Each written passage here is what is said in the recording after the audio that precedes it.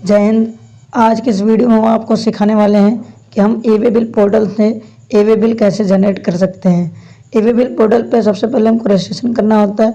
हम सारी चीज़ें आज इस वीडियो में आपको कवर करने वाले हैं। वीडियो में अंत तक बने रहिएगा। बात करें ई-वे बिल की, तो ई-वे बिल एक बिल होता है जो हमको इंटरनेट से डाउनलोड करना होता है। ई-वे बिल जनरेट क्यों किया जाता है? तो ई-वे बिल जनरेट किया जाता है सप्लायर द्वारा भेजे गए या बेचे गए माल की मूवमेंट को पता लगाने के लिए ई-वे बिल जनरेट किया जाता है। ई-वे बिल कौन जनरेट कर सकता है? जो व्यक्ति सामान बेचेगा, यानी कि हमारा सप्लायर जो होगा वो हमको ई-वे बिल जनरेट करके देगा। इन केस अगर सप्लायर के इंटरनेट नहीं काम कर रहा है, फ्लक्चुएट हो रहा है, उसका आईडी लॉगिन नहीं हो रही, तो उस केस में कस्टमर अपने ई-वे बिल पोर्टल से ई-वे बिल जनरेट कर सकता है। इस टैक्स इनवॉइस पर मैं आपको ई-वे बिल जनरेट करके दिखाने वाला हूं, जिसमें मैंने अंबिका ट्रेडर्स को सामान बेचा है। बिल नंबर 007 है और डेट 3 अप्रैल 2022 को है और इसकी टोटल इनवॉइस वैल्यू 2,18,300 रुपये की है। इस बिल पर हमको ई-वे बिल जनरेट करना है, तो हम आपको इस बिल पर ई-वे बिल जनरेट करके दिखाने वाले हैं। तो सबसे पहले हमको अपने ई-वे बिल पोर्टल पे आना होगा। सबसे पहले आपको अपना क्रोम ब्राउज़र ओपन करना होगा और यहाँ पर ई-वे बिल सर्च करना होगा। जैसे ही आप ई-वे बिल यहाँ सर्च करोगे, आपके सामने पहली वाली लिंक आएगी। इस लिंक को आपको ओपन कर लेना है। ओपन करते ही आपके सामने ई-वे बिल पोर्टल का इंटरफेस सामने खुल के आ जाएगा। अब अगर आपने ई-वे बिल पे पहले से ही रजिस्ट्रेशन कर रखा है, तो आपको लॉगिन वाले कॉलम में आना है। यहाँ पर यूज़र नेम डालना है और अपना पासवर्ड डालना है। कैप्चा कोड डाल के लॉगिन कर लेना है।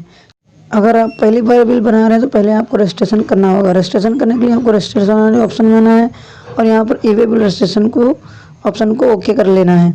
जैसे ओके करते ही आपके सामने जीएसटी नंबर एंटर करने के लिए आपको कहेगा। यहाँ पर आपको जिस भी पार्टी का रजिस्ट्रेशन करना होगा वहाँ उसका जीएसटी नंबर मेंशन करना होगा। जीएसटी नंबर मेंशन करने के बाद आपको कैप्चा कोड फिल करना है और कैप्चा कोड फिल करने के बाद आपको गो पे क्लिक कर देना है। गो पे क्लिक करते ही रजिस्टर्ड जीएसटी नंबर, जो भी आपने जीएसटी नंबर मेंशन किया है उस पर रजिस्टर्ड व्यापारी का नाम और उसका ट्रेड, उसका एड्रेस, ईमेल आईडी वगैरह सारी डिटेल आपके सामने खुल के आ जाएंगी। आपको इन डिटेल में कुछ भी आप मॉडिफाइड नहीं कर सकते हैं। आपको सिंपली सेंड ओटीपी पर क्लिक करना है। सेंड ओटीपी पर क्लिक करते ही आपको उसको ओके कर देना है। ओके करते ही आपके रजिस्टर्ड मोबाइल नंबर पर ओटीपी जाएगी। उस ओटीपी को आपको इंटर ओटीपी वाले कॉलम में डाल के वैलिडेट कर लेना है या वेरीफाई कर लेना है। वेरीफाई करते ही आपको आपके सामने दो ऑप्शन खुल के आएंगे। एक में आपको जो है अपना यूज़र आईडी बनाना है, दूसरे कॉलम में आपको जो है पासवर्ड डालने के लिए कहेगा। यूज़र आईडी और पासवर्ड डाल के आपको सबमिट कर लेना है। सबमिट करने के बाद आपको होम टैब पर क्लिक करना है। होम पेज पे आने के बाद आपको यहाँ लॉगिन वाला ऑप्शन दिखेगा। लॉगिन वाले ऑप्शन पे आपको क्लिक करना है और यहाँ पर यूज़र आईडी डाल के जो आपने बनाई उसका पासवर्ड और कैप्चा कोड डाल के आपको लॉगिन कर लेना है। हमने यहाँ अपने रजिस्टर्ड यूज़र आईडी और पासवर्ड को मेंशन कर लिया है। कैप्चा कोड यहाँ फिल करेंगे। कैप्चा कोड फिल करने के बाद आपको लॉगिन कर लेना है। जैसे आप लॉगिन करेंगे आपके सामने कुछ नोटिफिकेशन और कुछ मैसेज टैक्स पेयर से रिलेटेड दिए होंगे, इनको आपको पढ़ लेना है। इसके बाद आपको ई-वे बिल का डैशबोर्ड दिखाई देगा। इसमें आपको सामने कुछ 6 कॉलम दिखाई दे रहे होंगे। अगर आपने प्रीवियस 7 डेज़ के अंदर, 7 दिन के अंदर अगर आपने कोई ई-वे बिल जनरेट की है तो आपको इस कॉलम में दिखाई देंगे। अगर आपने कोई ई-वे बिल कैंसिल की है किसी पार्टी के जीएसटी नंबर पर, या आपने कोई ई-वे बिल रिजेक्ट करके रखी है किसी पार्टी के जीएसटी नंबर पर, तो वो सारी डिटेल आपको इसी कॉलम में दिखाई देंगी। अगर आपने किसी पार्टी के जीएसटी नंबर पर कोई ई-वे बिल जारी की है तो आपको पहले वाले ग्रीन वाले कॉलम में दिखाई देगा। और अगर आपने किसी पार्टी के अगेंस्ट आपने कोई ई-वे बिल जनरेट की और उस ई-वे बिल में कोई कमी या कोई एरर होने की वजह से उसको आपने कैंसिल किया, तो आपको दूसरे वाले कॉलम में उसकी सारी डिटेल दिखाई देंगी। अगर आपके द्वारा कोई भी ई-वे बिल, यानी कि सप्लायर जब भी कोई ई-वे बिल रिजेक्ट करता है तो वो ई-वे बिल रिजेक्टेड बाय मी के कॉलम में दिखेगा। आगे के 3 कॉलम में हमको सप्लायर की डिटेल दिखाई देती है, यानी कि अगर आपने कोई जीएसटी नंबर पर ई-वे बिल जनरेट किया है या आपने कोई ई-वे बिल रिजेक्ट किया है तो आपको शुरुआत के 3 कॉलम में दिखाई देंगे। उसके बाद के 3 कॉलम में हमारे सप्लायर द्वारा जारी किए गए हमारे जीएसटी नंबर पर ई-वे बिल की डिटेल दिखाई देंगे। अगर हमारा सप्लायर हमारे जीएसटी नंबर पर कोई ई-वे बिल जारी करता है तो हमको चौथे वाले कॉलम में दिखाई देगा। और अगर किसी एरर है, किसी मिसमैच की वजह से, किसी इन्फॉर्मेशन इनकम्प्लीट होने की वजह से हमारी ई-वे बिल रिजेक्ट होती है तो हमको 5वें वाले कॉलम में हमारे ई-वे बिल रिजेक्टेड जो हमारे जीएसटी नंबर पर की गई है उसका सारा एनालिसिस दिखाई देगा। और अगर पार्ट बी के अकॉर्डिंग यानी कि ट्रांसपोर्टर की डिटेल ना होने के कारण कोई बिल हमारी पेंडिंग में रहती है तो हमको लास्ट वाले कॉलम में उसकी डिटेल दिखाई देगी। नए ईवी बिल जनरेट करने के लिए आपको जनरेट ईवी बिल के कॉलम पर क्लिक करना है और यहाँ पर जनरेट न्यू पर क्लिक करना है। अगर आप एक बार में एक भी बिल जनरेट करना चाहते हो तो जनरेट न्यू पे क्लिक करेंगे। अगर एक ही टाइम में आपको कई सारे बिल बनाने तो आपको जनरेट बल्क पे क्लिक करेंगे। और अगर आपको पार्ट बी यानी कि ट्रांसपोर्ट की डिटेल अपडेट करें तो आप अपडेट भी कर सकते हैं। इसी तरह से अगर आपने कोई ईवी बिल पहले से बना रखी है और उस ईवी बिल को कैंसिल करना है तो आप कैंसिल वाले ऑप्शन से आके उस ईवी बिल को कैंसिल भी कर सकते हैं। सिंपली करना क्या है, यहाँ पे आपको उस ईवी बिल का जो है ईवी बिल नंबर डालना है और गो करना है। गो करने के बाद आपको यहाँ से कैंसिल का ऑप्शन पूछेगा और आपको वहाँ कैंसिल करके सबमिट कर देना है। नई ईवी बिल आपको जनरेट करने के लिए ईवी बिल वाले कॉलम में जाना है और यहाँ पर जनरेट न्यू पर क्लिक कर लेना है। जैसे आप जनरेट न्यू पर क्लिक करेंगे आपके सामने ईवी बिल एंट्री फॉर्म खुल के सामने आ जाएगा। यहाँ पर भी आपसे कुछ ऑप्शन पूछेंगे जैसे transaction detail, bill from, bill to, एसेसन डिटेल। ये सारी डिटेल आपको इनवॉइस के अकॉर्डिंग इस ईवी बिल एंट्री फॉर्म में फिल करनी है। ईवी बिल आपकी दो पार्ट में तैयार की जाती है जिसमें से पार्ट ए में आपके ट्रांजेक्शन की डिटेल, आपके सप्लायर की डिटेल, आपके कस्टमर डिटेल और आपके गुड्स की डिटेल फिल की जाती है। ईवी बिल के पार्ट बी में ट्रांसपोर्टर की डिटेल फिल की जाती है, आपके व्हीकल की डिटेल फिल की जाती है। इन सारी चीज़ें आपके पार्ट बी में दिखाई जाती हैं। पार्ट ए में आपको आपके सप्लायर की डिटेल, कस्टमर की डिटेल और आपने कौन से गुड्स बेचा है, कितने इनवॉइस का बेचा है, उसकी टैक्स वैल्यू क्या थी, उस पर टैक्स कितना % लगा, ये सारी चीज़ें आपको पार्ट ए में मेंशन करना होता है। ट्रांजैक्शन डिटेल में आपसे पहला ऑप्शन पूछेगा सप्लाई टाइप। सप्लाई टाइप में आपके दो ऑप्शन मिलेंगे, आउटवर्ड और इनवर्ड। अगर आपने सामान बेचा है तो आपका आउटवर्ड सप्लाई कहलाएगा। अगर आपने सामान खरीदा है और आप ही ईवी बिल जनरेट कर रहे हैं तो वहाँ आपका इनवर्ड सप्लाई कहलाएगा। अगला आपका सब टाइप आपने सामान सप्लाई की है या एक्सपोर्ट किया है या फिर जॉब वर्क के अकॉर्डिंग आपने सामान को बेच रहे हैं। आप जिस टाइप से आप सामान बेच रहे हैं आप यहाँ आपको मेंशन कर लेना है। तो मेरी आउटवर्ड सप्लाई है, सब टाइप में सप्लाई चूज करूंगा।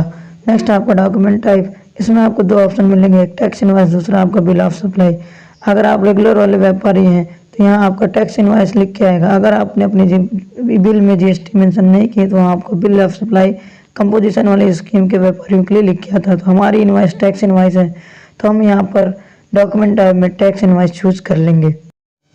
नेक्स्ट आपका डॉक्यूमेंट नंबर, तो आपके टैक्स इनवॉइस का जो भी बिल नंबर होगा या इनवॉइस नंबर होगा वही आपकी डॉक्यूमेंट नंबर कहलाएगी। जैसे इस टैक्स इनवॉइस का जो नंबर है 007 है, आगे जो है ये आपकी कंपनी का प्रेफरेंस है, इससे आपको डजन मैटर, इसको आपको नहीं रखना है, आपको केवल बिल की नंबर को ही रखना है।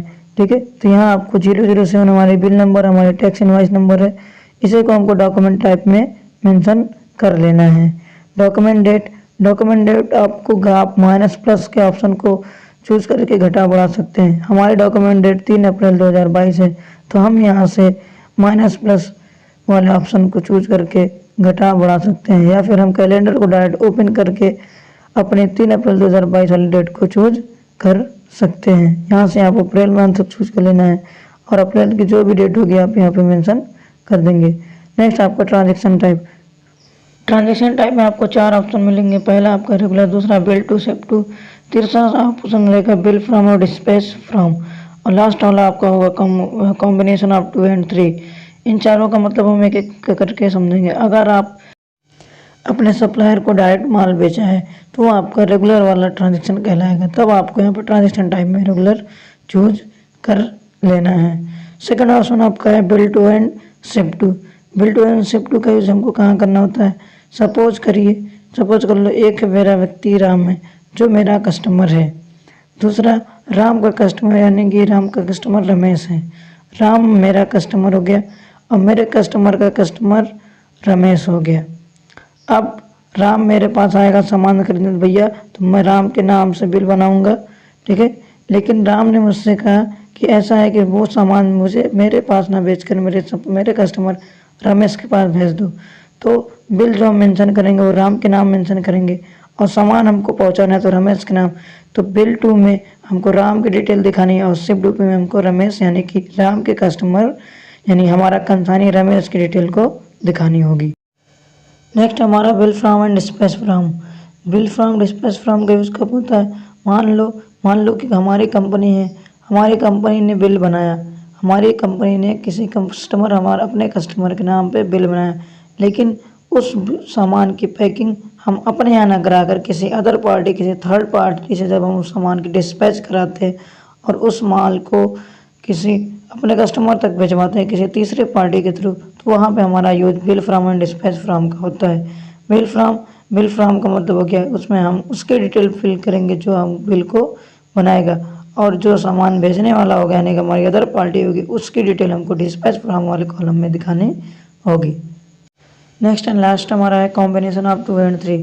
कॉम्बिनेशन ऑफ 2 एंड 3 में आपको दूसरा और तीसरा वाली चीज़ों को देखने को मिल जाएगा। जब आपके किसी ट्रांजेक्शन में बिल किसी व्यक्ति के नाम बने और सामान की पैकिंग कोई थर्ड पार्टी कर रहा हूँ, मान लो मैंने बिल बनाया राम के नाम, राम मेरा कस्टमर है तो मैं इसको सामान बेचूंगा, मैंने इसके नाम से बिल बनाई और इसको सामान भेजने के लिए मैंने अपने यहाँ पैकिंग ना करवा के, सामान अपने यहाँ डिस्पैच ना करवा के, मैंने किसी अदर पार्टी से, किसी थर्ड पार्टी से मैंने सामान की पैकिंग करवाई और इनके राम के यहाँ तक भिजवाया।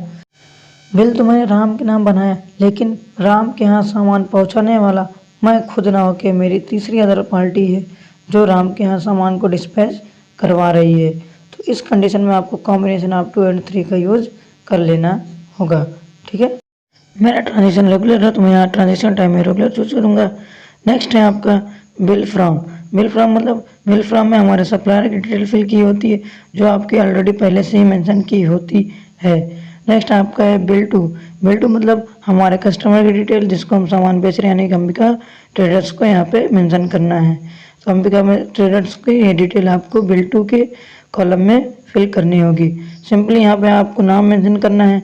नाम अगर नहीं मेंशन करना चाहते आप केवल जीएसटी नंबर मेंशन करेंगे तो आपके बिल टू की सारी डिटेल आपके जीएसटी नंबर से ईबे बिल का पोर्टल ऑटोमेटिकली ही कैलकुलेट कर लेता है। तो हम यहाँ पे इसका अपने पार्टी का जीएसटी नंबर कॉपी करके यहाँ पेस्ट करते हैं। पेस्ट करने के बाद जैसे यहाँ पे अपने जीएसटी नंबर अपने पार्टी का कॉपी और पेस्ट करते हैं तो उस जीएसटी नंबर से रिलेटेड सभी प्रकार की डिटेल इस बिल टू के कॉलम में फिल हो जाएंगे। जैसे उस जीएसटी नंबर किस बिजनेस के नाम पर रजिस्टर्ड है उसका नाम आ जाएगा, उसका एड्रेस फिल हो जाएगा, उसका पिन कोड, उसका स्टेट, ये सारी चीज़ें आपकी automatically by default he mention हो जाएंगी। इसके बाद आपको नीचे आना है और यहाँ पर आपको आइटम डिटेल फिल करनी है। आइटम डिटेल आपको आपके अपने टैक्स इनवॉइस से ही फिल करनी है। जैसे यहाँ पे मैंने ओनिडा का रेफ्रिजरेटर बेचा है जिसका HSN कोड 2517 है। मैंने इसमें क्वांटिटी 10 बेची है, 11,000 के रेट से मैंने ओनिडा के रेफ्रिजरेटर को बेचा है। तो आपको यहाँ पर ईबे बिल में आइटम डिटेल में भी आपको वही डिटेल भरनी है। तो प्रोडक्ट नेम में आपको ओनिडा का रेफर रखना है, उसका डिस्क्रिप्शन देना है। डिस्क्रिप्शन आपको HSN कोड भी मेंशन कर सकते हैं, मैं फिलहाल इसको इलेक्ट्रॉनिक रखता हूँ। HSN कोड जो है वो आपको बिल के अकॉर्डिंग ही रखना है, कुछ भी चीज़ें आपको मिसमैच नहीं करनी। तो मेरा HSN कोड 2517 है तो यहाँ पर हम HSN कोड 2517 मेंशन करेंगे। क्वांटिटी हमने कितनी नोज बेचा है तो हमने अपने बिल से इसको फिल करना है। तो यहाँ पर 10 नोज मैंने बेचा तो यहाँ 10 लिखेंगे। यहाँ आपको यूनिट मेंशन करनी है अपनी गुड्स की जो आपने सेल की है, जिस प्रकार जिस यूनिट में आपने गुड्स को सेल किया है वही यूनिट आपको यहाँ मेंशन करनी है। तो मैंने रेफ्रिजरेटर को नोज में बेचा है तो यहाँ हम नोज टाइप करेंगे। नेक्स्ट आपको टैक्सेबल वैल्यू रखनी है। याद रहे यहाँ पर आपको taxable value, total taxable value रखनी है जो आपकी 1,10,000 रुपये है 10 नोज 11,000 के रेट से। तो आपको यहाँ पूरे 1,10,000 रुपये मेंशन करना होगा। अब इसके बाद आपको CGST या GST लगाना है। अगर आप सेम स्टेट से हैं मतलब यानी कि अगर आपका ट्रांजेक्शन इंट्रा स्टेट है तो आपका यहाँ CGST या GST का कॉलम एक्टिवेट हो जाएगा जो कि आपके GST नंबर से ही एक्टिवेट होता है। अगर आप इंटर स्टेट से हैं, आपका ट्रांजेक्शन इंटर स्टेट है, आप एक राज्य में बैठकर दूसरे किसी राज्य में सामान को बेच रहे हैं, मान लो आप यूपी में बैठकर पंजाब में सामान को बेच रहे हैं तो आपका ट्रांजेक्शन इंट्रा स्टेट न कहलाकर इंटर स्टेट कहलाता है। तो इंटर स्टेट ट्रांजेक्शन में आपका IGST कैलकुलेट होता है। तो हमारे गुड्स पर जितने भी % टैक्स कैलकुलेट किए गए हम उसको CGST या GST के कॉलम से मेंशन कर लेंगे। तो हमारे बिल में हमारा जो टैक्स कैलकुलेट हुआ है वो 9% कैलकुलेट हुआ है। तो यहाँ पर हम CGST SGST भी 9% कैलकुलेट करेंगे। तो आपको उसी कॉलम को खोलना है, 9% टैक्स कैलकुलेट कर लेना है। नेक्स्ट इसी तरह से सेस वगैरह आप अगर दिए तो यहाँ पर सेस भी मेंशन कर सकते हैं। इसी तरह से हमारा नेक्स्ट प्रोडक्ट है सैमसंग की LED TV। तो आपको प्लस वाले बटन पर क्लिक करना है और यहाँ पर आपको प्रोडक्ट डिटेल में सैमसंग LED TV को मेंशन करना है। डिस्क्रिप्शन में क्या रखना है, डिस्क्रिप्शन में आपका इलेक्ट्रॉनिक गुड्स है तो मैं भी इसको इलेक्ट्रॉनिक्स ही रखता हूँ फिलहाल। एक सेकेंड आपको थोड़ा सा, मैं यहाँ पे जो है डिस्क्रिप्शन में इलेक्ट्रॉनिक्स ही रखता हूँ। HSN कोड आपका सेम है तो वही डालिए, अगर कोई डिफरेंस HSN कोड है तो आप वहाँ पर दूसरा भी डाल सकते हैं। नेक्स्ट आपने कितनी क्वांटिटी बेची है, तो मैंने यहाँ पे 10 सेल की है तो यहाँ पर 10 रखना है। यूनिट आपकी नॉइज़ी रहेगी। टोटल टैक्सेबल वैल्यू, तो हमारे सैमसंग TV की टोटल टैक्सेबल वैल्यू आपको 75,000 रुपये हुई है तो यहाँ पे आपको 75,000 मेंशन करना है। जिस पर आपका 9% टैक्स कैलकुलेट हुआ है तो यहाँ पे आपको 9% ले लेना है। 9% CGST और 9% SGST। यहाँ पे टोटल टैक्स वैल्यू 1,85,000 रुपये आई है जो आपके इनवाइस के बराबर है। 1,50,000 आपके टैक्स वैल्यू आपके इनवाइस में है, यही 1,85,000 टैक्स वैल्यू आपके ई-वे बिल में भी मेंशन की गई है।